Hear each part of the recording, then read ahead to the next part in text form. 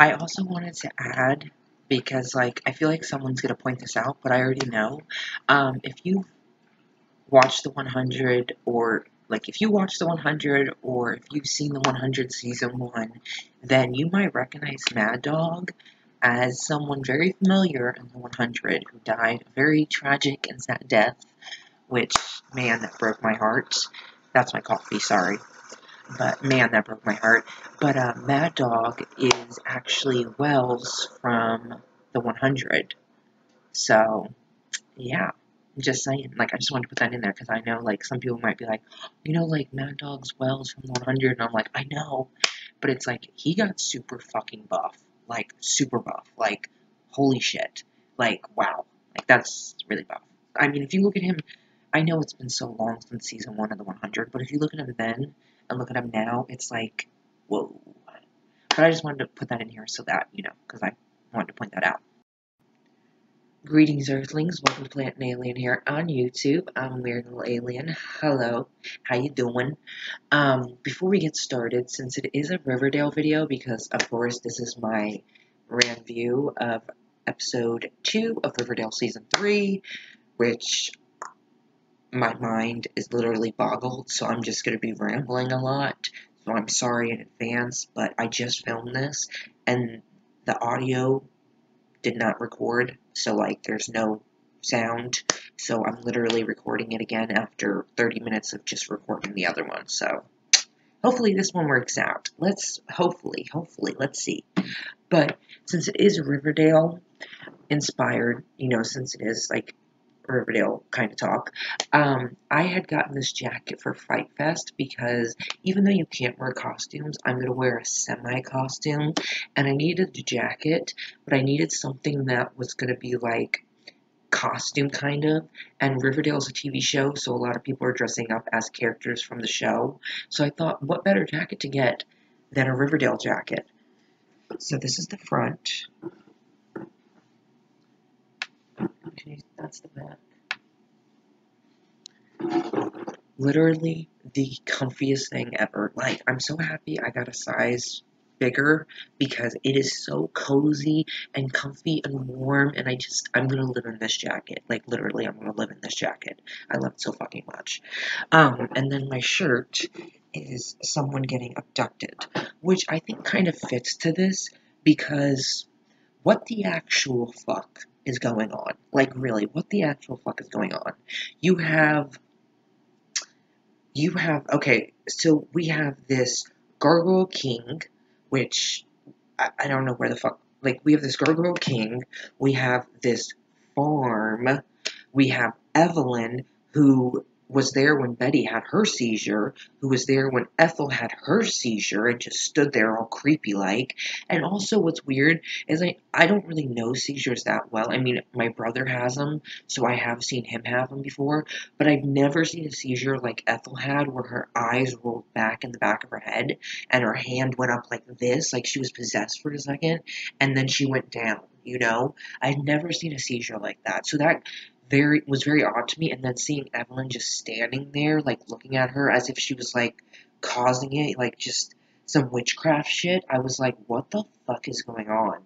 Like, okay, I feel like I'm just gonna call them the cult. I feel like the cult and the Gargoyle King is connected, because maybe that's what they summoned, is this Gargoyle King, But at the same time, I don't know. Maybe they're not connected. Maybe it's two separate things. Because was this cult around when the parents were kids? Because whatever this thing is, this Gargoyle King, and whatever it's doing, has something to do with the parents when they were younger. Something happened when the parents were younger, when they were like Betty and Archie and Jughead and Veronica's age. Something happened that they chose to never talk about again or bring up again until now because it's affecting their children. And it's like, so has this Gargoyle King been around that long? And what exactly is it? Is it even human? I feel like it's like two people on stilts. Like, I feel like it's two people, like, on top of each other, or someone on stilts, just trying to freak them out. For all we know, it's probably the fucking cult, trying to freak out Betty and Jughead and shit. I don't know, but I kind of also think it's not human. I don't think it's human, but at the same time, I feel like someone's behind there. But so the parents have something to do with what happened with Ben and Dilton. They have something to do with that from their past. So I'm super psyched to see the flashback now because I'm excited to see what exactly happened when they were younger, when they were their kids' age. What exactly happened that they never wanted to talk about it again? What do they know? Like, I'm intrigued. So I honestly can't wait now for the flashback episodes. Also, I gotta say, I'm gonna put the picture here, but there's a picture of Veronica who's playing, her mother, and then Jughead who's playing his dad, FP, so it's Hermione and FP, and they are like super close in the student lounge, and I don't know, I'm just like, I know it's not Veronica and Jughead, but it still makes my heart aflutter, and then you have KJ, who's playing his dad, Fred, and Lily, who's playing her mom, Alice, talking, where she's sitting down and Fred is kneeling down right in front of her. I mean, like, super close. And I'm like, wait, what's going on here? Like, are you guys friends? What's going on here? Like, I know it's not Benny and Archie, but just the whole point of just seeing them together just makes me happy because, like, I don't know. But that's not to say I'm going to be like, oh my god, FP and Hermione or Fred and Alice, because they're not Betty and Archie and they're not Veronica and Jughead. That's one thing you got to realize because a lot of people who ship Bughead are automatically saying like, oh, Alice and FP, I ship them. Sorry, my sweet face came back. No, but I know a lot of Buckhead fans are like, oh my god, Alice and FP, but okay, okay, sorry, I said that wrong. But a lot of Buckhead fans are shipping Betty and Jughead in this flashback episode, but what they're not realizing is they're playing their parents. They're not playing Betty and Jughead, they're playing their parents. So by shipping them as FP and Alice, you're shipping the parents and you're also shipping their children. And isn't that a little gross and weird? I'm just saying, like, you gotta realize, this flashback episode is not Betty and Jughead. It's FP and Alice. It's Hermione and Alice. It's Hermione and Fred. It's Hermione and FP. It's a young Hiram. It's a Penelope. It's a Sierra. It's Tom. It's not the kids. It's not Josie. It's not Kevin. It's the parents being played by their kids. So, like, if you're going to ship FP and Alice because that's Betty and Jughead, then you're basically shipping parents to this couple you already ship who already shares a half-brother. So, like, okay? Like, I'm just saying. But also, like, Bughead, I really have become immune to them. Like, literally, I have become so immune. Like, when they have scenes, I literally just sit there like,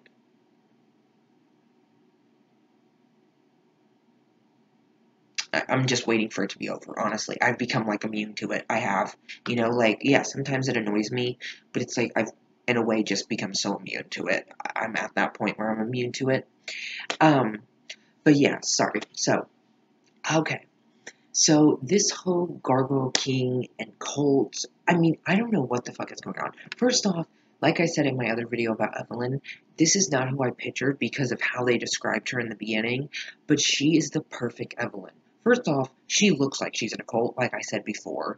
And second off, she's creepy as fuck. Like, she's just, I mean, yeah, it could be a coincidence that she was standing there when Ethel had the seizure. Excuse me. But the way she was looking at her, it was like she was causing it. So I feel like the cult and the Gargoyle King is connected somehow. But then again, I also feel like, well, then how are the parents connected to that? But, I mean, because we all remember when Roberto said maybe everything that's happened in Season 1 with Jason Blossom and Season 2 with the Black Hood has been leading up to something bigger. And maybe this is the something bigger. I mean, there's some crazy shit going on. Like, honestly, I don't know how to explain it. It's boggled my fucking mind.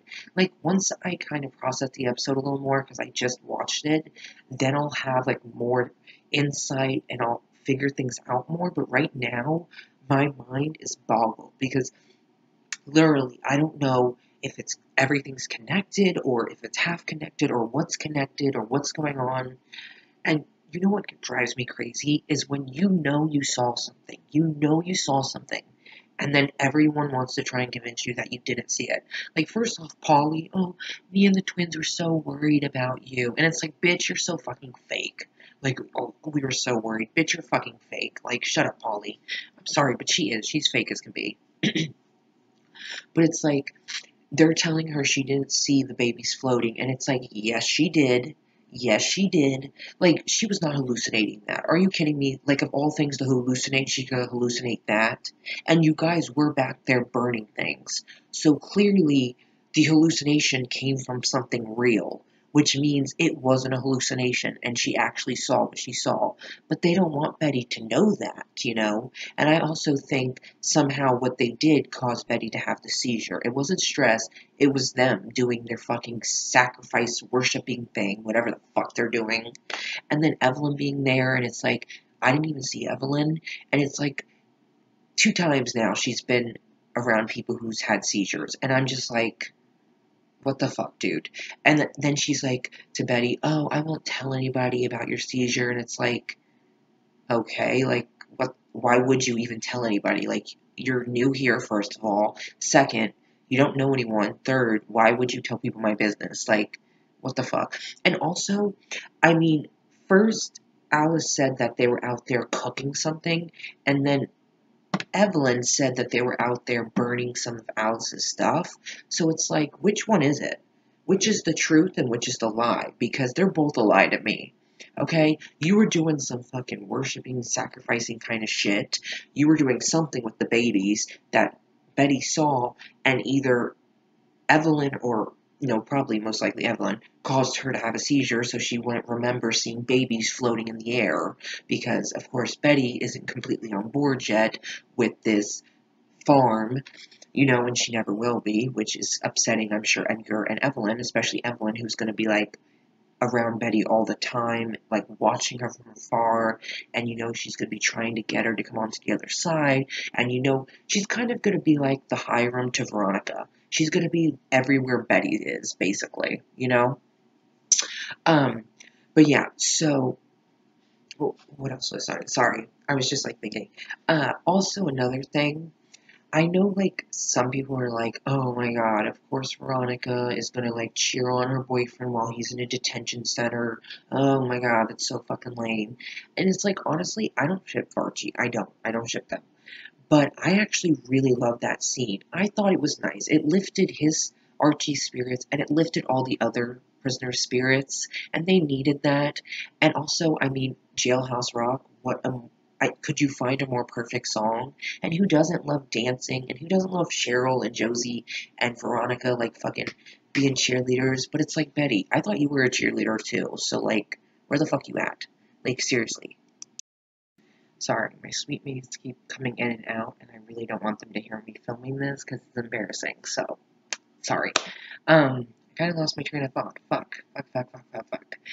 Anyways, I am very curious as to how Dilton and Ben and Ethel all came to be friends in a way and came to play this game. And did it start out as a game? And did something happen in the middle of the game that it got darker and more real? Did they unleash something while playing the game? Was something already unleashed? And by them playing this game, they got too close and they therefore had to die? And I'm still like, so I'm guessing like what happened at the sacrifice site, where Dilton and Ben were found. I'm guessing they did that to each other to ascend to this other place, to the kingdom, as it's, said on the sign in Dilton's bunker. And it's like, what the fuck is going on? Like, I don't, like, it's like this thing is getting inside their heads in a way. That's what it's like. And see, Dilton, he was gonna talk, and he ends up dead. Not Ben right away, but Dilton ends up dead. He was gonna talk. And then you have Ethel about to talk, and it's like she goes into seizure mode, with Evelyn just surprisingly standing there all creepily, I don't even think that's a fucking word, standing there all creepy, and so, like, I don't, there's cult, witchcraft, fucking weird shit going on that also involves the parents when they were younger, so I'm super intrigued by that. But it's like, what else was I saying? Oh, moving on to the riot. Oh yeah, the riot. First off, everyone is under Hiram's thumb. Like, seriously, is anyone their own person? Like, can anyone actually be a decent human being and actually care about people? I mean, he has to know that Archie's in here for framed murder. He has to know. So, of course, he don't give a shit. And, of course, he doesn't want what Archie's trying to do, which is make peace with everyone and kind of show that, hey, we're not fucking animals. We're people. You know, we're human. Treat us like human. The warden doesn't want that. He wants them to be like animals. He wants the fighting and the killing. He wants to add more prison. He wants to add more prison sentence to these people.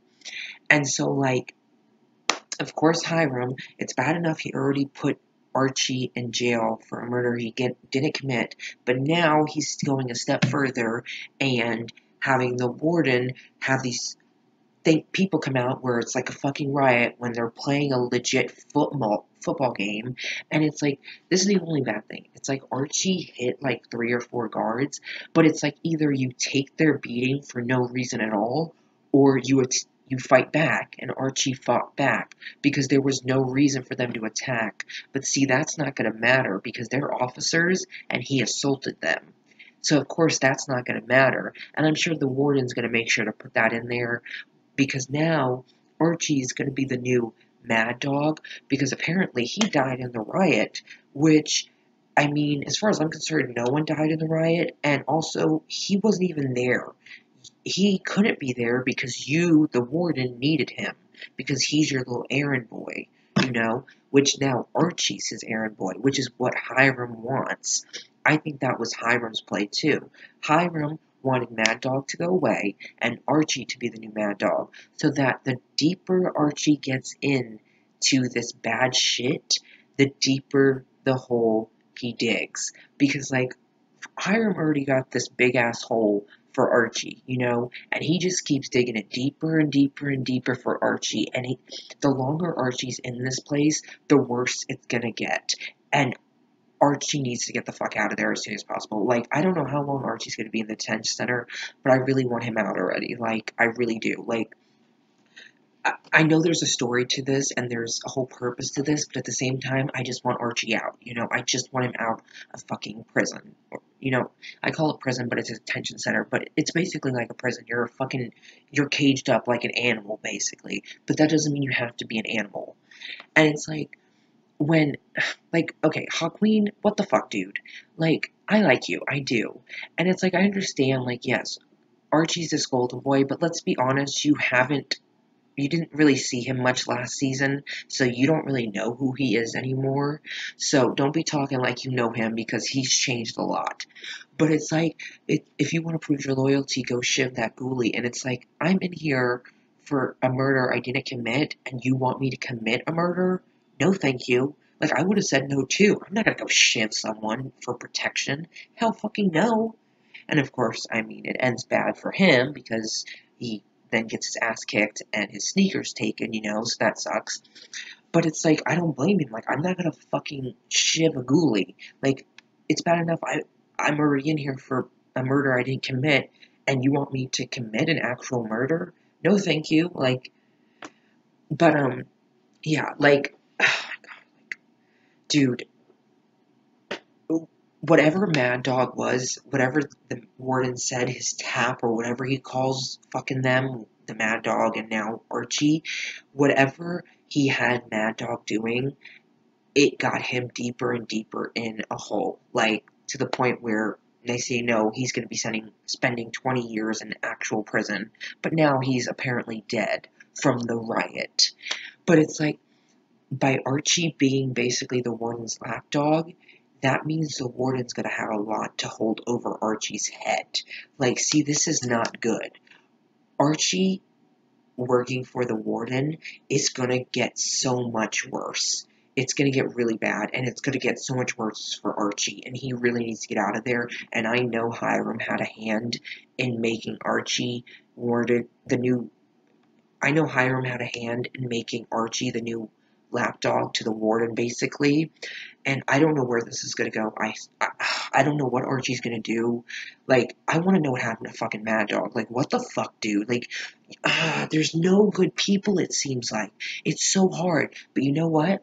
We got Tom Keller, F.P. Jones, and Fred Andrews all working to do whatever it takes to make sure that Archie is freed. And then we got Veronica, who's going to do the innocence thing, because thank you, Cheryl. Even though Cheryl has her moments where it's like, really, Cheryl?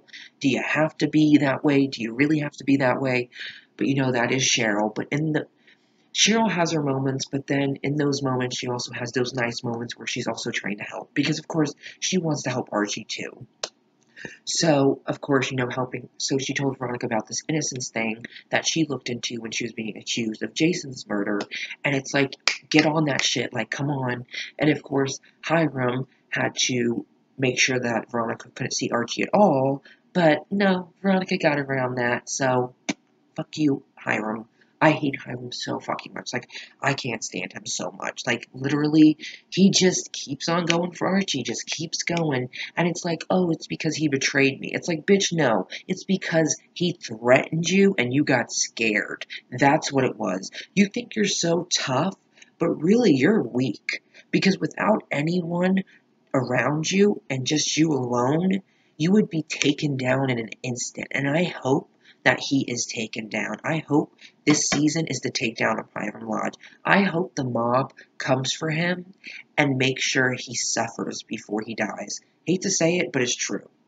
Now, thank God for Hermione, because I know Hermione doesn't want to get in the middle of Hiram and Veronica, because unlike Veronica, she's not bulletproof, Hiram could easily dispose of Hermione. He don't give a shit. So, of course, she doesn't want to get in the middle, but she is going to help Veronica with this innocence thing, which thank God, because the quicker that happens, the faster we can get Archie out, because, like, he needs to get out ASAP. Things are really going to get worse from here, like, really worse. Oh my God, another thing I almost forgot. Kevin and Moose. Okay, Kevin, I love Kevin so fucking much, and I want Kevin to be happy. And it's clear that Moose, like, okay, so they were kissing in the hallway, so clearly Moose isn't in the closet, but he is with his dad. But then again, he also seems to be ashamed of Kevin. So, and like, I gotta say, I love Kevin joining, the club, because it's like, you know what, if you're gonna be a fucking asshole and, like, treat me like I'm nothing, then I'm gonna join your little club with your dad and, just have some fun, because I love that Kevin joined the club, because yes, and Moose did not very much enjoy that, but it's like, you know what, Kevin deserves to be happy, and I think Moose does make Kevin happy, but at the same time, he makes Kevin feel shitty, because he makes him feel like he's ashamed of him. He makes him feel like he's not worthy to be introduced to his friends or his father. And I understand, his father doesn't seem like the type who would take hearing his son being gay very well. I mean, I would see him going pretty berserk. So I understand that, but at the same time, it's like, Kevin deserves to be happy, and Moose makes him happy in a way, but also makes him feel like bad about himself also. And it's like, I like them together, but at the end of the day, I want Kevin to be happy, and I want Kevin to be with someone who's not afraid to show his affection for him in front of everyone, who isn't afraid to be seen with him, to talk with him, who doesn't have one set of friends and then have his one, like, doesn't have one set of friends, and then whenever he doesn't have those friends around, he hangs out with Kevin, and it's like, Kevin shouldn't be your second choice, okay? He wasn't all summer, it shouldn't be now. So it's like, maybe him and Fang should get together. I'm just saying, I'm still shipping it. I do like Moose and Kevin, but it's like, I don't know, like, I'm excited to see Kevin in this club with Moose and his dad, Moose's dad, running it. It's definitely going to be very interesting to see, and Kevin joining it, I love that. Like, hell yes, I would have did the same, Kevin. Like, like, I would have did the same. You want to act all, like, ashamed of me? Fine, fuck you. I'm going to be in this club, okay? Then you can't do shit, because when you guys go out to eat, I can join you because I'm in your club and I'm one of the guys, right? Yeah, so, good for my Kevin. I love my Kevin. But, yeah, so basically, let me make sure I didn't forget anything else. Okay, another thing.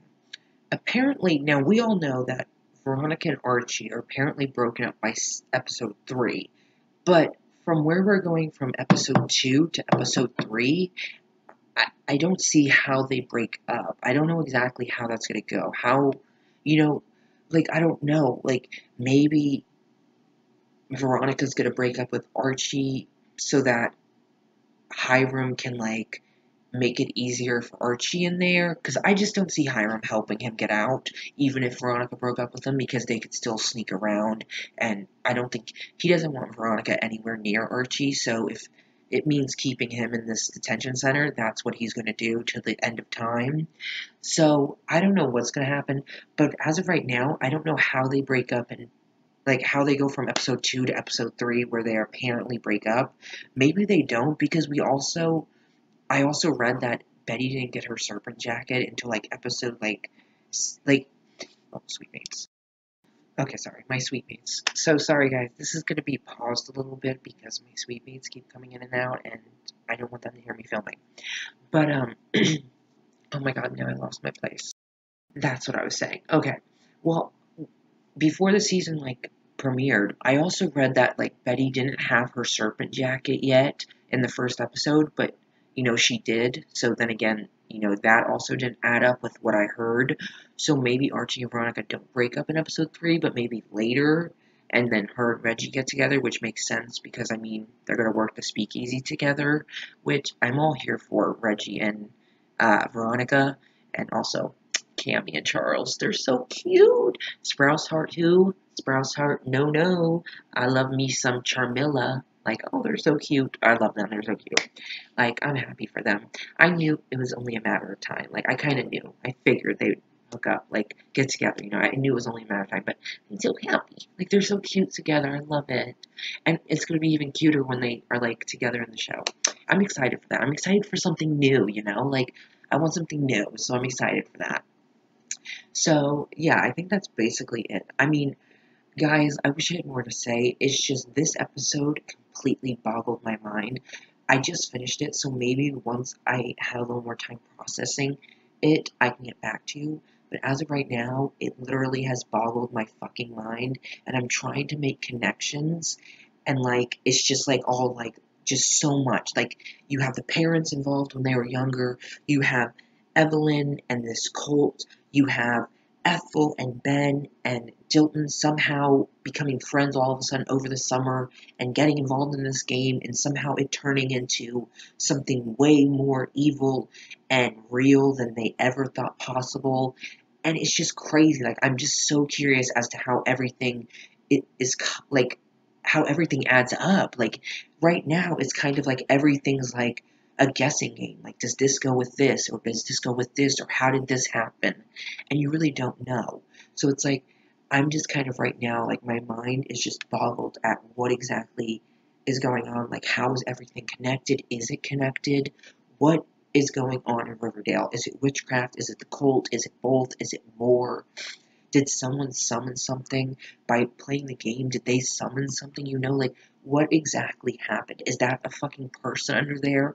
Or is that not human? Because it also kind of, to me, I think it's not human, but at the same time, I also think it could be someone on stilts. But I honestly, yeah, I could see it being someone on stilts from the cult trying to scare Betty and Jughead. But yeah, so that's all I have to say. I hope you enjoyed this Ranview of episode 3. I cannot wait. Or episode 2, sorry. Oh, wait, episode 3? No, episode 2, sorry. I don't know why I thought episode 3. Episode 3 is next week, but I hope you enjoyed this Ranview of episode 2. I'm sorry it wasn't, more in-depth. It's just this episode was really, like I said, I'm just what... I don't know how everything adds up. It's just, and I mean, just Hiram and shit. There's no good people, and of course, Sheriff Minetta. It's you know what, Sheriff Minetta? If you weren't so worried about being under Hiram's thumb, maybe you would actually do your fucking job and find a missing kid Oh, wait, Jughead and Betty did that. Of course. Leave it to kids to do a sheriff's job. Like, seriously, get the fuck out of here, Sheriff Mineta. I can't wait till he's taken down. I can't wait till Hiram's taken down, and then everyone with him is taken down too. Oh, they're gonna get their day in court, and it's gonna be a great day for me. I'm gonna be so excited. Like, ooh, man, I love this fucking show. Like, seriously, like, I just fucking love this show. Like, I'm gonna put into existence. I want to be on Riverdale. I want to be on Riverdale. I want to be on Riverdale. You know, just put it out there. Put it out there. Put it out there. But yeah, so I hope you guys enjoyed my review of episode 2 of Riverdale. I'm sorry, it will get better as it goes on. It's just this episode was a lot, and I need to process it. So, but I wanted to get this up as soon as possible for you guys, and I hope you still enjoyed it. And I don't know, like, what do you guys think of this episode? Like, what do you guys think? Like, what are your theories? What are your like, what do you think's connected? What do you think's going on? You know, how did Ben and Ethel and Dilton come to be friends? And, you know, why this game? I'm just intrigued at that, you know? So I definitely want to hear what you guys think, and I hope you enjoyed this video, and I will see you guys again. Also, I'm sorry that I had to keep pausing it. It's just my sweet mates. So I probably would just leave the pausing in, because it's not, like, that big of a deal, and it's a pain in the fucking ass to have to edit it, because I don't know exactly when to stop, and then if I stop too early, then I cut out half of what I said. If I stop too late, then the part where I paused it is still in there, so I kind of have to just go with the flow. So I hope you can deal with the pausing a little bit, but I hope you enjoyed this video, and if you watched to the end, thank you so very much, and yeah, let me know what you think and stuff. I'm going to start replying to people on YouTube. I've just been busy, but I'm going to start replying, and yeah, I just want to know what you think. I mean, this episode was fucking bizarre, and really good, and like, also, can we just, like, acknowledge that the morgue dude is, like, really fucking creepy looking? Just saying, like, he's really fucking creepy looking. Just saying. Really creepy. But, yeah, so I'm excited to see what happens next. And also, we got FP and Alice hooking up next episode. We have them in the bed, so I can't wait. I can't wait. I love FP and Alice. But yeah, so I'm excited for next episode. But yeah, that's all I want to say. Hope you guys enjoyed. And yes, thank you for watching. I love you all. And I will be back again, dude.